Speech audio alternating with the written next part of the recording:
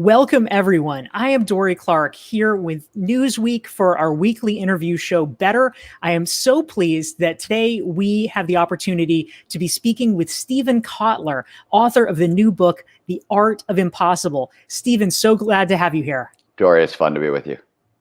Thank you so much. So, Stephen, the first question that I have for you, you have in some ways developed a really clear brand around these issues. The books that you've written in the past, which I have read and enjoyed, you did Bold and Abundance with Peter Diamandis. You have The Rise of Superman. There's an endless list. And it really seems to be focused pretty crisply on, I'm going to borrow a phrase from your own website here, which is stephenkotler.com, exploring the frontiers of human possibility. Now, a lot of people these days are looking at the world around them saying, actually, things seem like they're going downhill. Why do you take the opposite view? I fell into journalism in the early 1990s, and I was interested in neuroscience and psychology. How do people work? And I was interested in action sports. And the early 1990s in action sports are this great era of impossible. I saw more impossible feats, things that were never supposed to be done in history ever, not just get done, they were being iterated upon. And this was happening in every one of the sports, which was itself an amazing phenomenon. But if you knew action and adventure sport athletes, especially back in the 1990s, this was like a rowdy, irreverent bunch of people who had very little education. They had very little money. They had horrific childhoods as a general rule, like broken homes, really tough childhoods. There was a lot of risk taking. There was a lot of drug and alcohol abuse. So normally you put those things together in a community. What you don't get is the reinvention of what's possible for the species. You get jail or death, right? Like that's what happens. And I'd seen similar things like this before in other communities.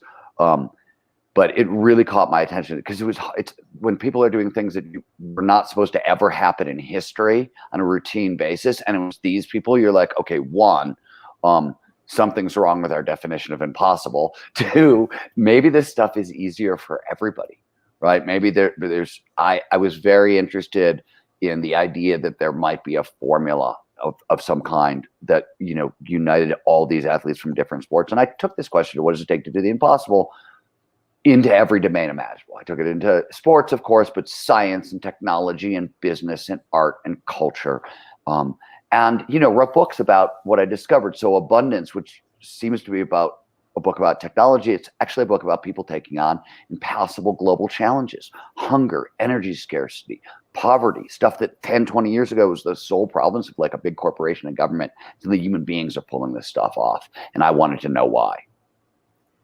That's fantastic, Stephen. Thank you so much. And certainly Bold and Abundance have both been very useful books to me. In fact, I'll be sure to send you a copy, but I quote you in my new forthcoming book. So, awesome. Thank you. Yeah, really nice. Appreciate the wisdom that you guys have shared. And I just want to say hello to all the great folks who are tuning in live. I see questions and comments already. Nina has a great question we'll go to. Carlos is here from Colombia. Maria's here from New Jersey. Please, everybody, type into the chat box. Let us know who you are and where you are calling in from, because we'd love to say hello to you. And welcome you to the conversation. But first, Stephen, let's actually turn to Nina's question, which I think is probably on a lot of people's minds.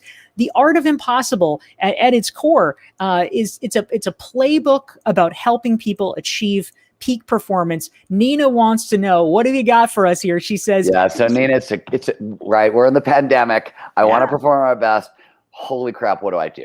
So I'm going to try to answer this as quickly as possible because it's sort of a long answer. And the book has this in much more detail. But positive psychology has sort of spent a really long time, the past 30 years, looking at sort of not really peak performance, but sort of what does it take to get yourself ready to perform at your peak, right? There's 6 things that are the positive psychology basics. And these are sort of like, this is a gateway drug just to get yourself ready to sort of do this work. But the ones you're looking for, there's 3 of the things that you need to do are on the physical side, like to create enough energy. So you need to get enough sleep at night. You need good hydration, good nutrition, and good social support. Actually, good support network around you really impacts our energy level. But on the mental side of the equation, anxiety blocks peak performance for a ton of different reasons. A little bit is great because it focuses attention. Anything above that, you're screwed. what are the 3 best tried and true ways of lowering anxiety? And there's a bunch of science underneath this, but a daily gratitude practice, which is either list 3 things you're grateful for and turn one into a paragraph, and the point is really feel the gratitude, or I list 10 things I'm grateful for and I write each one down by hand 3 times and sort of really try to feel the gratitude. The second thing is 11 to 20 minutes of mindfulness, a respiration practice, a focused meditation practice. Absolutely calms down the nervous system, or about 20 to 40 minutes of exercise. And here, you're not exercising for physical reasons, though bonus, you'll get that, but you're going for mental health, right? So what you're looking for is the point that it gets quiet upstairs and your lungs expand. Those are signals that your body has released a chemical called nitric oxide, and it flushes stress hormones out of your system. So 5 minutes of gratitude, 11 to 20 minutes of mindfulness, or 20 to 40 minutes of exercise. Normally, I tell people, hey, 1 a day. Right? You don't have to go crazy on this. You pick one, do it once a day. During times when we're running hot, during times when there's a crisis going on, I go 2 a day. So since the start of COVID, gratitude practice plus exercise every day, no matter what. And then I've been doing mindfulness stuff about 3 times a week, differently. But I hate meditating.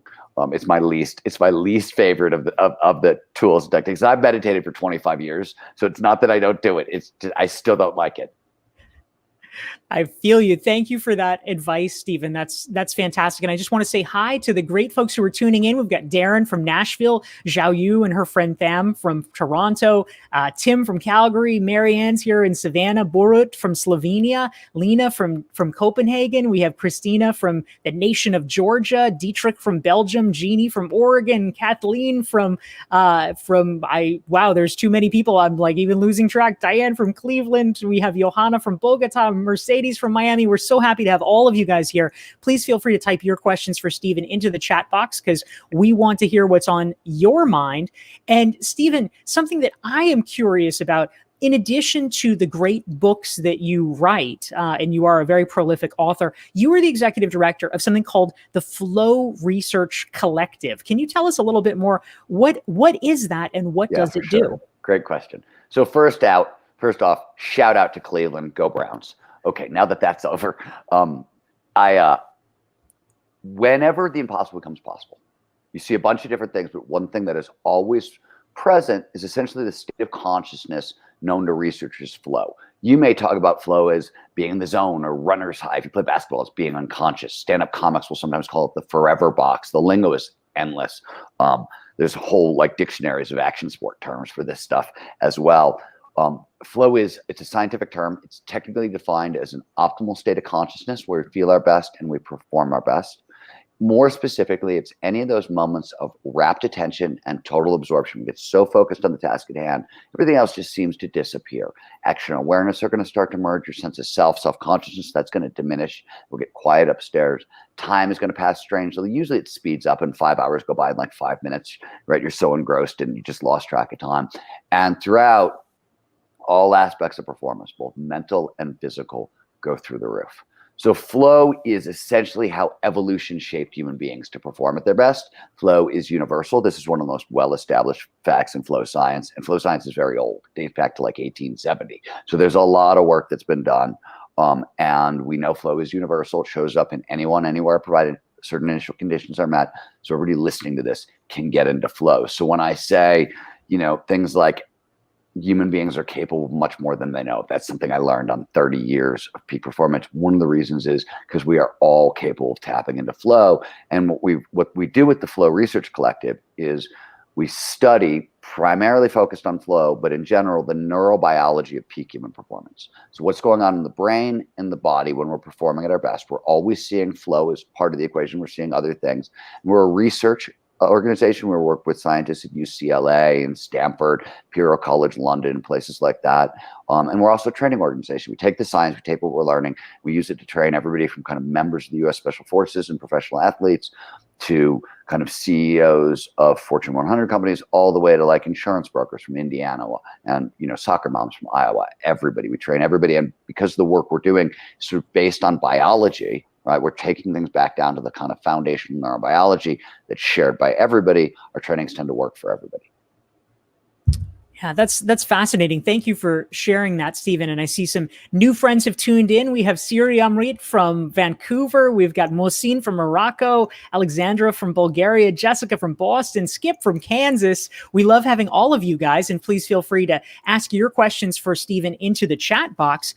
Stephen, one thing that I was struck by in reading The Art of Impossible, you had a chapter or a section in there, which as a fellow author, I appreciated. It was called The ROI on Reading, and about you were making an impassioned case about why reading a book is actually better ROI than reading a web article or something that might seem easier for folks to do. Can you talk a little bit about what you mean by that? Yeah, it's really foundational. So learning is key to peak performance and lifelong learning. And learning is a catch-all for a bunch of sub-skills, right? There's skills acquisition, there's knowledge acquisition, but one of the sub-skills is, what should I learn from? Like, what's the best source material? And having that solved in advance, sort of, it allows you to stay focused and solve some problems that way. But people, as an author, I knew as I've worked as a journalist, I've worked as a speaker, I presented information every way you possibly can. And it just started when people stopped reading books and I would hear, oh, I'm reading blogs, I'm reading magazine articles. I would think to myself, oh my God, you have no idea what you're like robbing yourself of. And so I wrote the ROI on reading. And the way I explain it is, I'm going to write a blog. And I care about my blog. So I'll take about a day to kind of do some research. You get 4 or 5 hours of research, maybe a couple of phone conversations, maybe. And then I'm going to spend one time, I'm going to do a writing session, and then I'll clean it up the next day and probably publish it. So you're going to get 2 to 3 days of my labor for about 8 minutes of your time, right? And that's the trade-off. I give you 3 days, you give me 8 minutes. I write a magazine article, say a story I would do for Wired or the Atlantic Monthly, 5,000, 6,000 words. Now, normal reading speed, you're going to take 20 minutes. Now you're giving me 20 minutes. Well, what do you get for a magazine article?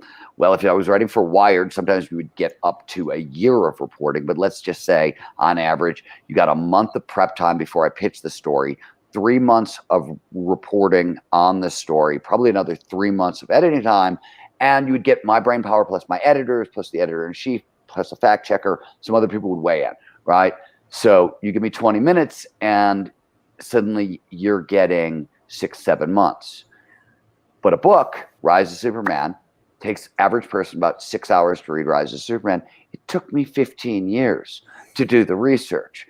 And it's taking you 6 hours. That's the most insane ROI in reading. Talks don't come close. Podcasts don't come close. Books are the most information-dense source of material on the planet, and they're the best bang for your buck. Also, even better, the brain loves specifics. It's a pattern matching machine that will automatically find connections between new ideas you're learning and older ideas you have. This is intelligence. This is wisdom. This is all that stuff we're learning for. And the truth of the matter is, first of all, if you're just reading blogs and magazine articles, you're just learning the same shit as everybody else, right? One, so your competition knows the same thing. Two, doesn't have enough density for the brain to work with it in any reasonable manner. So even if you think you're learning cool stuff, your brain's going to be able to do less with it because it's going to be less specific, and the brain likes specifics. Yeah, really great point, Stephen. And a question came in from Buyan. He's actually a great member of my recognized expert course and community. And he wants to know, he's bought into your idea that reading is great ROI. He says, my question is, what is the habit Stephen does on a regular or daily basis to ensure he's able to keep up on reading? Do you have thoughts or tips about how you've integrated this into your own life, Stephen? I read 25 to 50 pages a day. I usually read 30 pages of like neuroscience textbooks, which is about the point my brain starts to want to explode. And then I will read 30, 40 pages in something that's farther away from my discipline. I think it's very important to read at least 25 pages a day in a book that's far away from your core discipline for a couple of reasons. This has to do with creativity as another core skill we talk about. And one of the problems with creativity is, as I said, the brain is a natural pattern matching machine, right? When what you're looking for is to connect ideas together. When ideas are really closely related, where all you're doing is reading in your discipline, you might be learning, but it's not really creating those big aha moments where things are getting linked together. When things get linked together in that way, get a big squirt of dopamine. That helps cement in learning and things along those lines.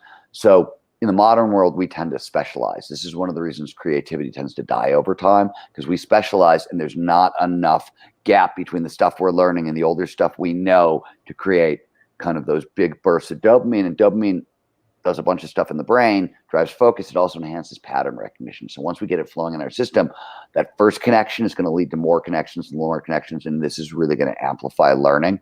And it's easier to do that when you're reading outside your discipline.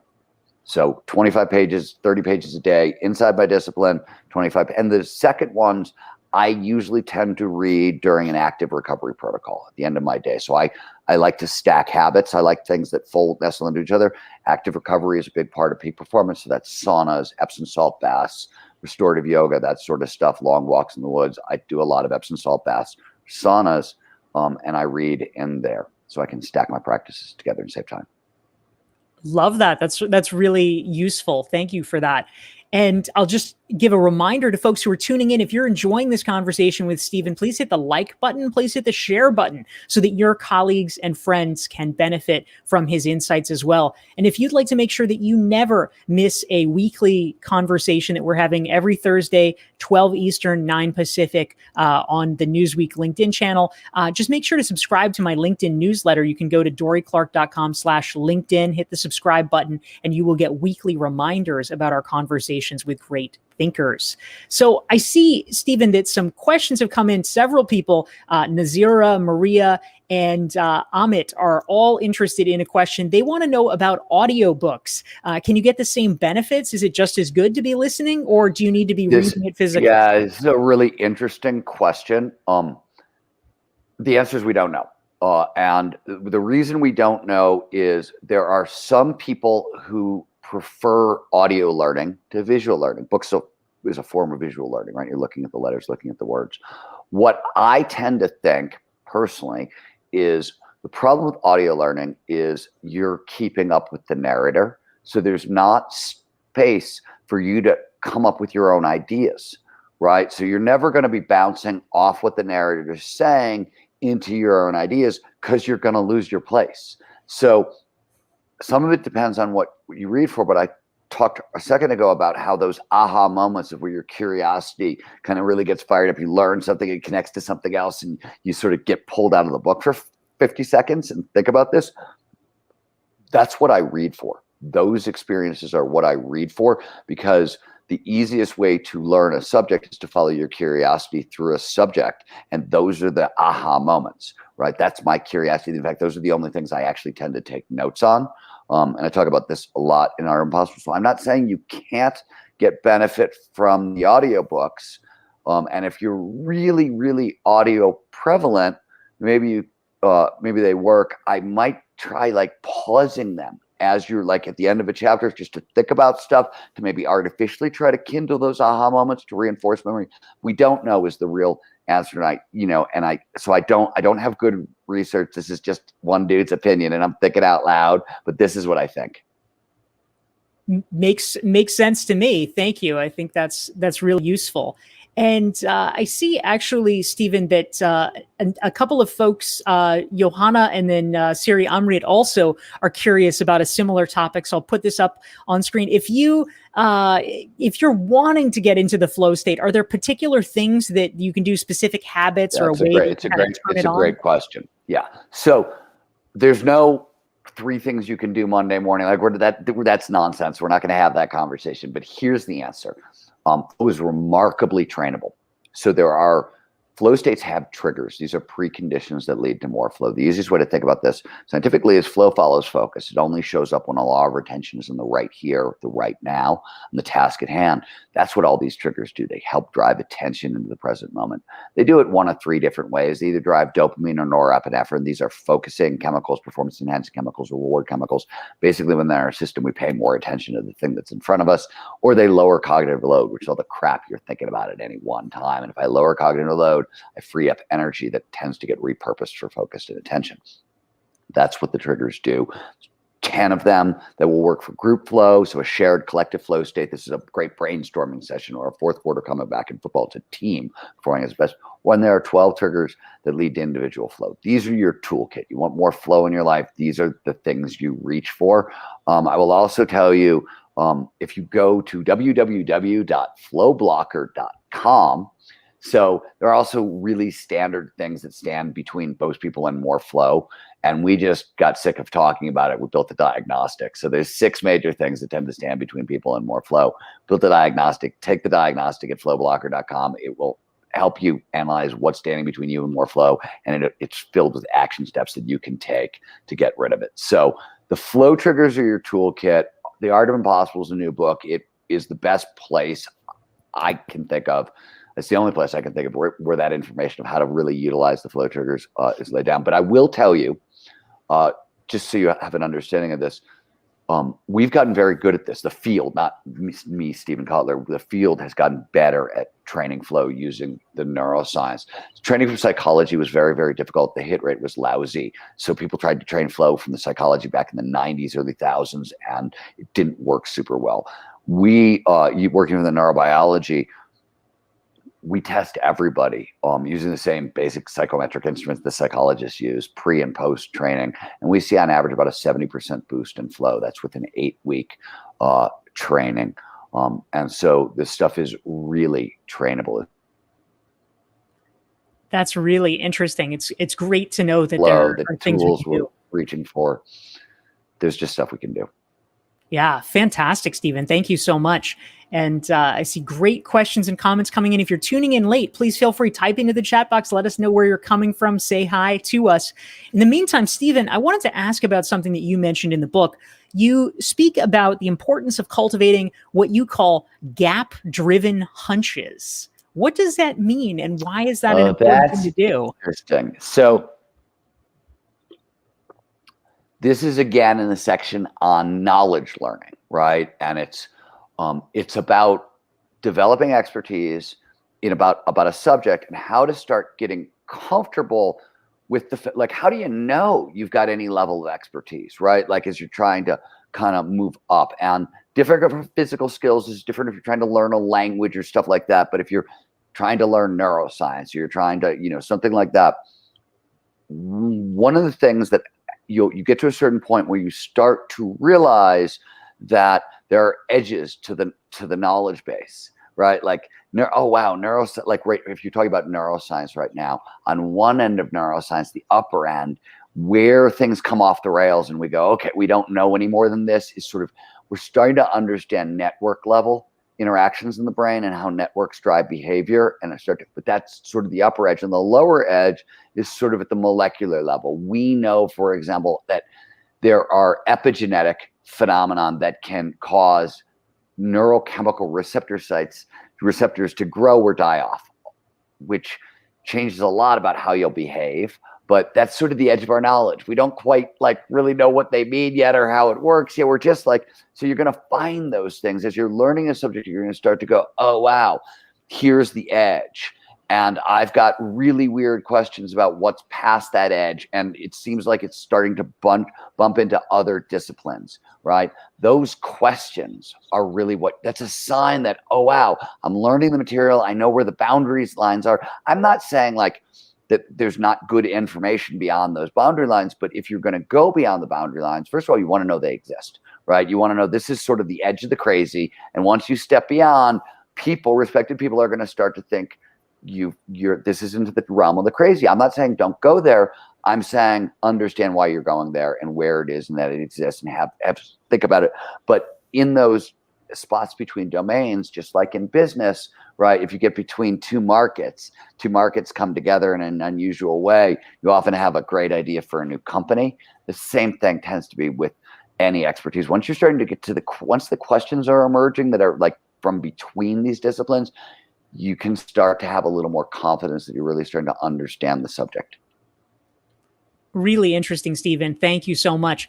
And we're beginning to wind down. So last call, folks, for questions for Stephen. Please feel free to type them into the chat box. We are, of course, speaking with Stephen Kotler. He is the author of the new book. No, not that. The Art of Impossible. That is Stephen's great new book. Stephen, something that you mentioned both in The Rise of Superman and your new book, The Art of Impossible, which I think is interesting. When many people think about learning, sort of the popular thing that comes to mind is, 10,000 hours, like Malcolm Gladwell talked about with Anders Erickson's research. You write about how that is really not the be all and the end all when it comes to the art of impossible and peak performance, that there's actually some other things we need to keep in mind. Can you explain that a bit more? Yeah, it's so there've been sort of three major challenges to the 10,000 hour idea. Let's also be clear. You're gonna need expertise, right? You're not like it, and there's no way to avoid the hard work of doing the hard work. Like it's not, so forget about that. But there have been three major challenges to Anders Erickson's ideas. The first actually came from Erickson himself, who said, look, Malcolm was asking a question, and when he summarized the research, he came up with 10,000 hours, right? This is the amount of time it takes to get to expertise in a violinist. He said, honestly, that had more to do with the violinist and where Malcolm drew the line, right? Most violinists don't start kind of performing regularly for orchestras, for example, until they get to 20,000 hours, right? And they're age 30. Malcolm just picked this cutoff, this semi-arbitrary cutoff, and Anders' point is, look, it really depends on the skill. You can become a memory expert in 400 or 500 hours. It's a very fast learning skill. Certain skills take forever. So that was sort of challenge A, and that's, always the hazard when, and I can be guilty of it too, when you're trying to popularize a concept and communicate difficult concepts, which Malcolm was trying to do. He did it very effectively. It is, did some interesting work, but he had to shorten some things down, and that's sort of what got lost in the translation. The second big challenge comes from my friend David Epstein, who's also friends with Malcolm, by the way. And this is really written about in David's book, Range. And so 10,000 hours has led to this cult of early specialization, right? That the way to get great at something is to specialize early and just do 10,000 hours there. And it turns out that's not true at all. In fact, most experts have what economists call they have a long search period for match fit. This is a blend between your passion, your purpose, your strengths, your interests, blah, blah, blah. And it's only after this long sampling period where you test out this and you test out this and you test out this, do you settle on something. And then you tend to massively accelerate. Third challenge was flow. And it was exactly what we were seeing with the action adventure sport athletes back in the 90s. They were getting to mastery faster than they should. And it's because flow significantly amplifies learning. So this is experiments run by the U.S. Department of Defense that showed that soldiers in flow will learn about 240% faster than normal. They redid that experiment a different way and found that they could sort of train novices. By putting novices into flow, you could train them up to the expert level in about 50% less time. Now, these were marksmanship, archery, those are a specific kind of skill. So as to say blanket statement, does it work everywhere? Probably not. But the point is that flow massively amplifies learning for a bunch of neurobiological reasons that we understand very well. And the more time you spend in flow, the shorter the path to mastery will be. But because flow is so much damn fun, you're going to like the experience so much. You're going to end up spending 20,000, 30,000 hours doing the thing anyways, just because it's producing that much flow. You'll shortcut the path to mastery, but you're going to be so addicted to the experience that you're going to end up putting in those hours anyways. It may be a good thing or a bad thing. I don't know. Such an important point, Stephen. That's fantastic. So we have time perhaps for just one more question under the wire. I will encourage you all, check out Stephen's book, The Art of Impossible. You can learn more about him at stephenkotler.com, and you can make sure you never miss a weekly Newsweek interview session. Go to my website, dorieclark.com. You can sign up for a free download there and be added to the list. So I can't resist, Stephen. I'm just curious about your thought. Of course, your collaborator, Peter Diamandis, is very involved in this. But our friend here, Dr. Terry Mulligan, says, what are your thoughts about the singularity? Small concept here. But what, if we have one or two things all right. to know. So, Terrence, I don't like you, man. So Ray's idea of the singularity is we're going to get to a point where we can't predict what comes next, right? The technology is advancing so quickly we can't predict what comes next. And maybe that happens. Maybe it happens. Ray's predictions have been remarkable in terms of their timetable.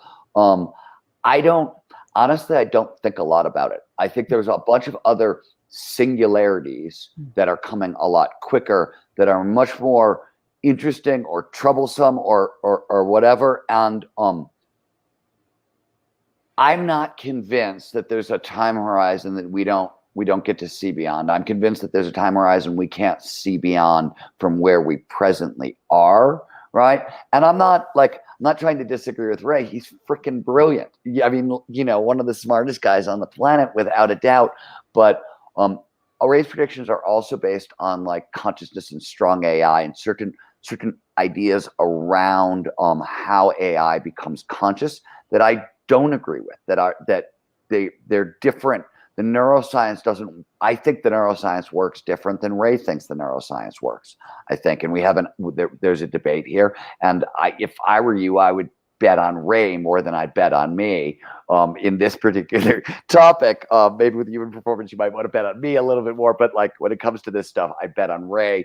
But we do have a difference of opinion on this, though not on very much else. Fantastic. The book is The Art of Impossible. You can get it from Stephen Kotler. He's at stephenkotler.com. Stephen, thank you so much for joining us here for Newsweek. Dorie, thank you. Thank you for your interest in my work. I really appreciate it.